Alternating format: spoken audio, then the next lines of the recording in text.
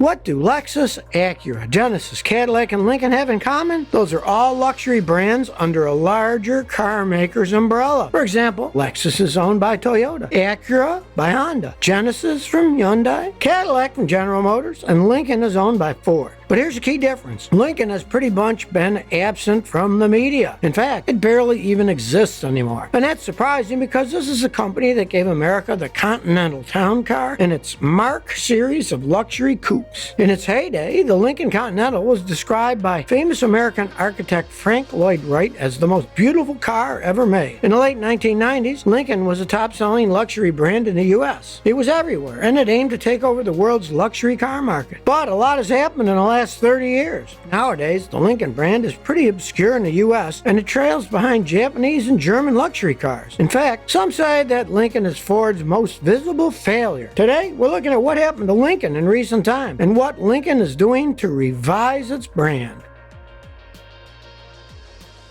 Here's the thing. Lincoln is an old brand. And when I say old, I mean old. It launched more than 100 years ago. The company was founded by automotive entrepreneur and engineer Henry Leland with his son all the way back in 1917. Not many people know this, but Lincoln Motor Company was initially financed to assemble aircraft engines during World War I. I'm talking about a $10 million contract which the company won because General Motors and Cadillac didn't want to make equipment for the war. After the war, the company reorganized itself and started making cars. Soon thereafter, Ford bought the Lincoln Motor Company. The company would end up supplying limousines for many U.S. presidents, starting with Calvin Coolidge. In fact, the Lincoln Model L was Coolidge's favorite car. FDR rode in an armored Lincoln, which was nicknamed the Sunshine Special. You may remember that it was the 1961 Lincoln Continental that was the very car that President JFK was riding in when he was assassinated in Dallas. Truman, Eisenhower, and Johnson all rode the Lincoln Cosmopolitan, which was happily called the Bubble Top. George Bush was the last U.S. president to ride a presidential Lincoln. And since then, Cadillac has been the proud state car for recent presidents.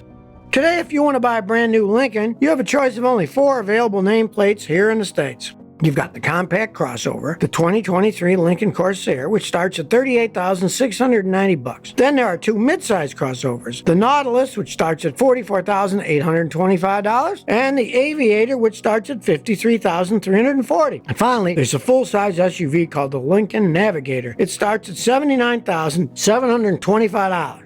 Currently, Lincoln is also advertising its Star Concept, which is a battery electric car, and as well as the L100 concept car. Now, those concept cars aren't available for purchase yet, and there's limited details on how they will actually look. But from the 3D renders, they appear surprisingly edgy and futuristic, different from the traditional Lincoln cars we have today. Not much concrete details are available right now, so we'll have to wait if or when the production versions actually come out. Last year, from January to the end of November, Lincoln reportedly sold 70,166 vehicles. To put that into perspective, Lexus sold 220,409 and Mercedes sold 254,393. Remember too, though, that Lincoln is just a tiny division within Ford. Last September, Lincoln's sales count was just 6,666 compared to Ford's total sales of 142,644 that month.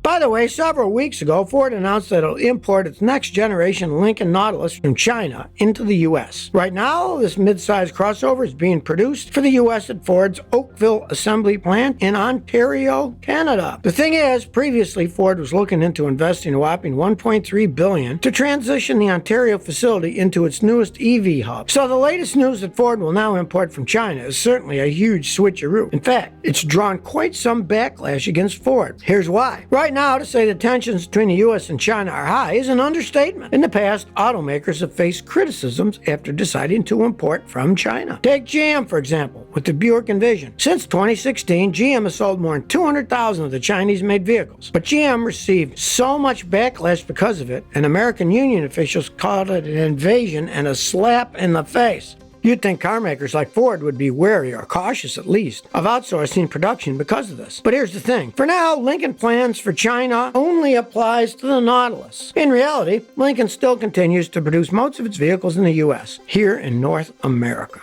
So, it shouldn't be a fundamental shift. Overall, Lincoln sees this from a practical business standpoint. As it is, Lincoln is already producing an Nautilus in China for the local Chinese market. So this will only help the company utilize manufacturing efficiencies as well as retool and prepare the facility in Ontario to build the next generation of electric vehicles. Now, on the surface, it all makes sense, except there's one key detail missing. You see, the reason that Lincoln is facing backlash isn't because of high tensions between the U.S. and China. Evidently, it's also because of slave labor. Not too long ago, human rights advocates at Sheffield Hallam University across the pond in England released a report that detailed the ties that the automotive industry in China has to slave labor in the Xinjiang region. This is a region that's mostly populated by the Uyghur Muslims and other minorities. We're not just talking about forced labor here. Reports even go as far as detailing torture and cultural genocide. A UN report also gave more details on the horrific situation. But that's not all. One of the most shocking details in the Sheffield Hallam University's report was how slave labor in China connects with the entire global car supply chain. It's gotten so bad that if you bought a new car in the past 5 years, chances are that at least a part of the vehicle has some connection with slave labor. So you can imagine why, after all of that, Lincoln's latest announcement has ruffled feathers in the human rights officials. Here's a sad reality. Nobody really wants to be associated with Lincoln anymore. It's true that luxury brands are often the most coveted brands in the market. Reason is, to the average Joe, these cars are usually unreachable. BMW, Audi, and Mercedes-Benz seem to have unlocked the secrets of keeping their cars at the top of the luxury game for decades. And nowadays, Asian automakers are on the same route. But here's the thing. Rewind a couple decades back in luxury car-wise, we saw more Lincolns and Cadillacs than we do today. Right now, Lincoln's slogan is, what a luxury car should be. But while Lincoln has been a standard for luxury, its flops and failures have made a huge dent in the brand's overall image. Take, for example, the 2000 and 2002 Lincoln LS. It featured cheap plastics and a low-rent interior. Or consider the Lincoln Blackwood pickup truck. It had such a rough time in the market that it was discontinued after just 1 year of its introduction. Or look at the 2010 to 2012 Lincoln MKT. It's been described as one of the most hideous cars ever to come out of Ford. One that only a parent company could love.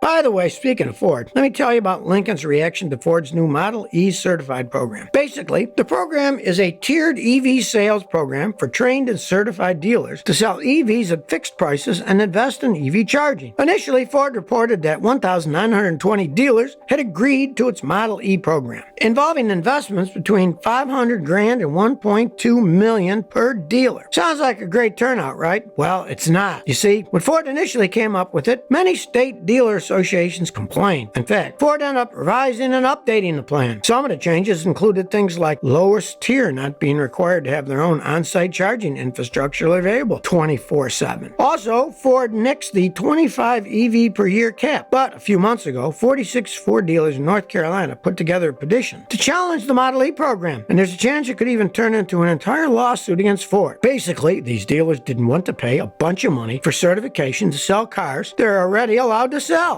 But now we have to look at Lincoln's reaction to all of this. The majority of the Lincoln dealer network decided to opt out to the revised program. But here's the thing. Lincoln's overall sales have been falling for around 3 years straight now, and its dealer network is on track to just shrink further. Lincoln President Diane Craig acknowledged that Lincoln needs to get its magic working again. That's why it plans to revamp its product lineup and create a new electrification strategy. The company wants to make its brand relevant again. Right now, Lincoln has too many dealers. It plans to succeed as a luxury brand, it needs brand-exclusive facilities. If you're wondering what that means, well, many Lincoln dealers that sell both Lincoln and Ford will likely get the boot. At the start of 2023, Lincoln had around 637 dealers, as well as 145 standalone stores. But it looks like the new number of Lincoln dealers will be just about half of that, so around 356 dealers. That also just so happens to be the number that have signed up for the new Model E program. Actually, many of the dealers didn't want to give up the brand because they love the brand. But if there isn't a market demand, it doesn't really make much sense for these dealers to continue with the investments they'll need to make. In fact, Lincoln feels it's the right thing to do as business partners to cut many of its dealers loose.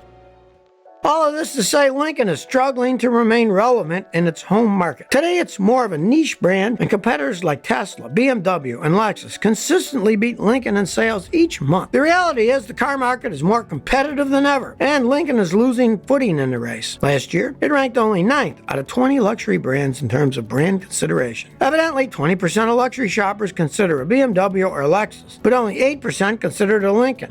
Now, all that said, Lincoln has made some inroads since the launch of its Navigator. In 2021, Lincoln's average transaction price, or ATP, increased to just under $62,000 in 2021. To put that in perspective, in 2015, its ATP was only around $45,000. Anyway, from the looks of it, Lincoln has plans for the future and expects growth. Last year, it unveiled aspects of its approach towards electrification and digital connectivity that complements Ford's strategy. Lincoln is aiming to have a fully electrified lineup by 2030. At least 4 all-new battery electric vehicles are planned for this lineup. On top of that, Lincoln is working towards modernizing the retail experience for its customers and expanding on pickup and delivery options. But that's not all. CEO of parent company Ford, Jim Farley, himself said that he's very excited to see where the brand will go in China and North America in its second century. Reason is, Lincoln's China sales hit an all-time record high a few years ago, and in fact, it surpassed its U.S. sales. So you can see why Ford supports its product lineup and efforts in China. But now you tell me, when's the last time you saw Lincoln on the road? Do you think it'll be able to revive itself? Please share by commenting below. If you like this video, please like, share, and subscribe. Thanks for your support.